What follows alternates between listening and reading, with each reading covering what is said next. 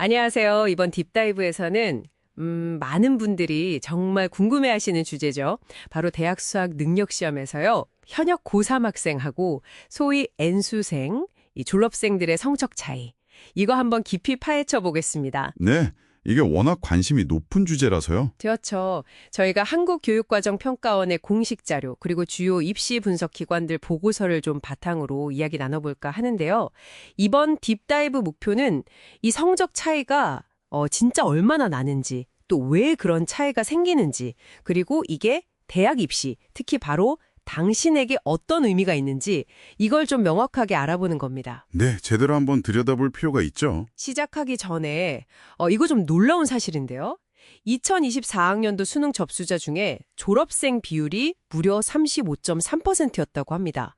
역대 세 번째로 높은 수치라네요. 와, 35%면 정말 많네요. 3명 중 1명 이상이라는 거잖아요. 그러니까요. 자, 그럼 본격적으로 시작해보죠. 우선 데이터가 보여주는 그 성적 격차, 이게 상당히 뚜렷합니다. 네, 그 차이가 생각보다 크죠. N수생들이 국어, 수학 같은 주요 과목에서 현역 재학생들보다 평균 점수가 훨씬 높아요. 예를 들어서 2024학년도 수능 표준 점수 평균을 보면요. 이게 과목별 난이도 보정한 점수잖아요. 맞습니다. 국어는 N수생이 108.6점, 현역이 95.8점, 무려 12.8점 차이고요. 수학도 N수생 108.2점 대 현역 96.1점. 이것도 12.1점이나 차이가 났습니다. 12점 이상 차이면 이거는 무시할 수 없는 수준이죠. 정말 큰 차이입니다. 이 차이가요, 상위 등급 비율로 가면 더 극명하게 드러나는데 2024학년도 수학에서 1, 2등급 받은 비율만 딱 봐도요. N수생은 21.1%인데 현역은 7.5%에 불과했어요. 이야, 거의 3배 가까이 차이가 나네요. 그렇죠. 반대로 하위 등급, 8, 9등급 비율은 N수생이 현저히 낮습니다. 수학에서 N수생은 4.8%, 현역은 12.8%였어요. 그러니까 이게 단순히 평균 점수 차이를 넘어서 상위권에는 N수생이 훨씬 많고 하위권에는 현역 비율이 높다. 뭐 이런 구조적인 차이를 보여주는 거죠. 맞아요. 집단 간의 어떤 학업 역량 분포 자체가 다르다는 걸 보여주는 것 같아요. 그렇죠. 자, 그럼 이제 자연스럽게 왜 이런 질문이 나오게 되는데요. 네, 왜 이렇게 차이가 나는 걸까요? 이 N수생의 우위 뒤에는 사실 여러 요인이 좀 복합적으로 작용합니다. 가장 많이 이야기되는 건 역시 절대적인 학습 시간이요. 아, 공부 시간 자체가 다르다. 네. 그리고 수능에만 딱 집중할 수 있는 환경, 이게 크죠.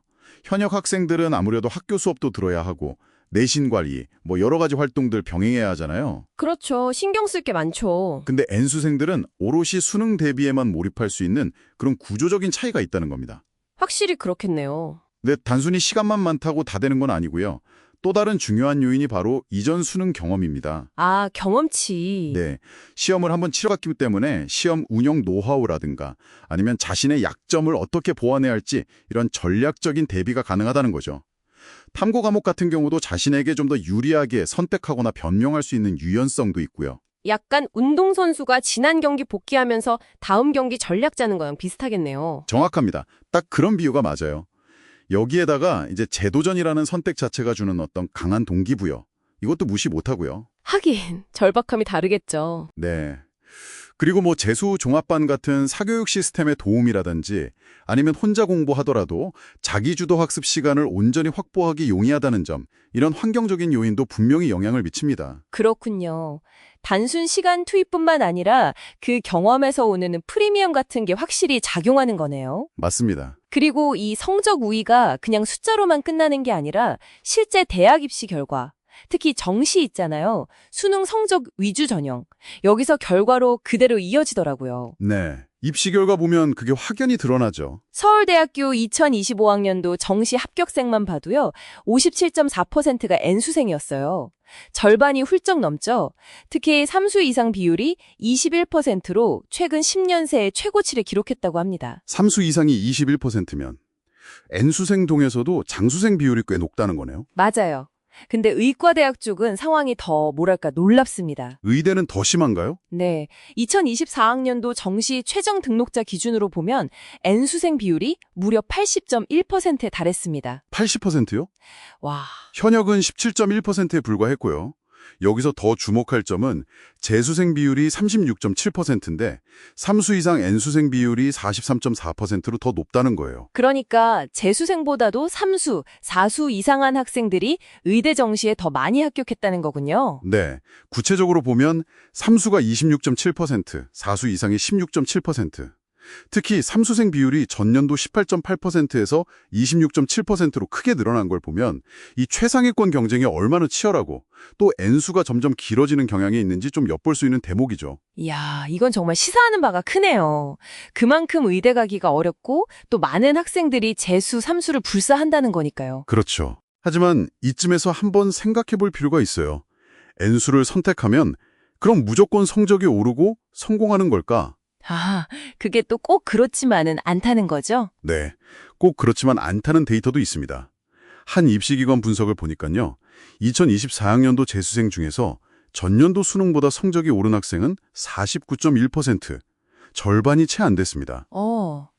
절반도 안 돼요? 네, 심지어 1년을 더 투자했는데도 성적이 오히려 떨어진 경우도 9.2%나 됐다고요. 와, 10명 중 1명은 오히려 성적이 떨어졌다. 그렇죠. 그러니까 N수가 분명히 시간과 비용이라는 어떤 막대한 투자가 필요하고 또 심리적인 압박감도 상당하잖아요. 네, 부담이 크죠. 그런데 성적이 정체되거나 오히려 하락할 수도 있다는 위험 부담도 안고 가는 선택이라는 겁니다. 결국 성공적인 N수를 위해서는 단순히 공부 시간만 들리는 게 아니라 정말 철저한 자기관리, 그리고 긍정적인 심리 상태를 유지하는 게 결정적이라고 할 수 있겠습니다. 정말 중요한 지적이네요. 제도적인 측면에서 보면요.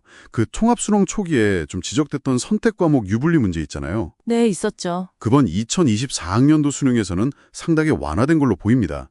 국어, 수학 모두 선택 과목 간 점수차가 꽤 줄었거든요. 아, 다행이네요. 네. 그리고 또 킬러 문항 배제 같은 그런 출제 기조의 변화도 앞으로 현역과 N수생 간의 역학관계에 계속 영향을 미칠 변수가 될 수 있겠죠. 그렇군요. 자, 그럼 오늘 이야기를 좀 정리해보면요. N수생은 학습 시간이나 경험, 집중도 면에서 분명 유리한 점이 있고 이게 수능 성적과 상위권 대학 입시, 특히 서울대나 의대 같은 최상위권 정시에서 뚜렷한 강세로 나타나는 건 사실이다. 네, 그건 분명한 사실이죠. 하지만 N수가 언제나 성공을 보장하는 만능 열쇠는 아니다. 상당한 노력과 또 위험 감수가 필요한 선택이라는 점도 분명해 보입니다. 맞습니다. 신중하게 접근해야 할 문제죠. 그렇다면 이 모든 분석이 듣고 계신 당신에게는 어떤 의미일까요? 현재 당신의 위치가 현역이든 아니면 N수를 고민 중이시든 혹은 이미 N수 과정을 밟고 계시든 오늘 저희가 나눈 이야기들이 자신만의 길을 찾는 데 조금이나마 도움이 되었으면 합니다. 마지막으로 이런 질문을 한번 던져보면서 마무리하고 싶습니다. N수생, 특히 좀 충분한 지원을 받으면서 이 시험 경험 자체를 반복적으로 쌓는 학생들이 갖는 이점 있잖아요. 네. 이것이 단순히 대학 입학의 유불리를 넘어서서 사회에 진출하기도 전에 이미 어떤 커리어 경로에 근본적인 격차를 만들고 있는 것은 아닐까. 아, 생각해 볼 문제네요. 네, 이런 치열한 경쟁과 제도적 문화가 우리 사회 전체에는 과연 어떤 장기적인 비용을 발생시키고 있을지 다음 딥다이브까지 한번 고민해 보시면 어떨까 싶습니다.